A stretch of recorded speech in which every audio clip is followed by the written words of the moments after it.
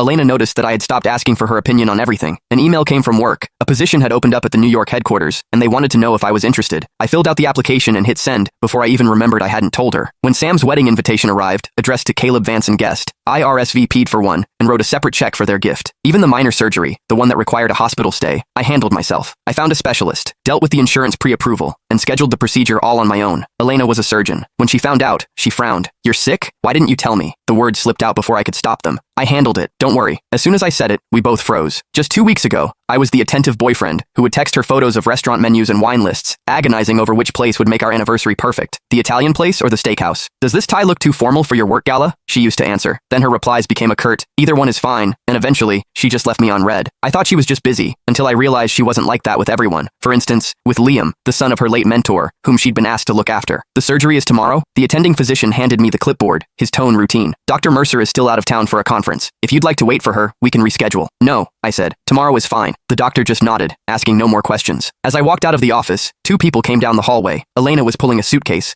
looking like she'd come straight to the hospital from the airport. Liam followed her, wearing a black cashmere overcoat over his casual clothes, the Burberry one I'd given Elena for our 3rd anniversary. Elena saw me, and her brow furrowed. "What are you doing here? Sick again?" That word, again, stung like a needle. She snatched the papers from my hand, her eyes scanning them with a flicker of annoyance. "I have a full surgical schedule tomorrow. This isn't an emergency. We can do it when I have time to oversee it." "Don't worry about it," I said. "I've already handled it." She looked taken aback. This was coming from the guy who used to call her worried about every minor fever, the one who sent her a dozen options just to pick a weekend getaway destination. Now, here I was, calmly scheduling my own surgery. If she hadn't run into me, she probably wouldn't have known until after it was over. I took the chart back, accidentally knocking a small bottle from her hand. It clattered to the floor. "Strong prescription sedatives. It's not what you think," Elena said, bending to pick them up. Her voice was as flat as if she were discussing the weather. "They're for Liam's chronic insomnia. Doctor's orders." Liam clutched the coat tighter, his voice a fragile whisper. "I'm so sorry, Caleb. It's all my fault. My anxiety has been so bad lately I can't sleep. I can't focus. Elena is the only one who understands. She said she couldn't leave me alone in case I did something stupid." Her voice trailed off. "You don't know what it's like. Sometimes my head is just full of dark thoughts. I can only get through it when Elena is with me. I just wish I could be strong like you." I'd heard this script before. Every time I questioned their relationship, Liam would bring up his mental health and his episodes, and Elena would shoot me a look that screamed, "How can you be so heartless?" Once, I had a sharp pain in my chest and asked her if it could be stress-related. This brilliant cardiothoracic surgeon told me, "I don't know. I'm off the clock." When I complained she was being dismissive, she just pinched the bridge of her nose wearily. "Can't you just look it up yourself? You're a grown man, Caleb. Can you be a little more independent? Stop relying on me for every little thing." So frugal with her words for her boyfriend. Yet she personally escorted someone else to their pharmacy. "Well, you should take good care of him then," I said, my voice completely flat. "After all, his sleep schedule is much more important than my surgery, right?" Liam's face flushed. "Caleb, that's not what I meant. Are you still mad?" Elena cut him off, her eyes fixed on me. "Just because I didn't tell you I was going out of town? 2 weeks ago was her birthday. I had worked overtime for weeks to get the day off, cooked a 5-course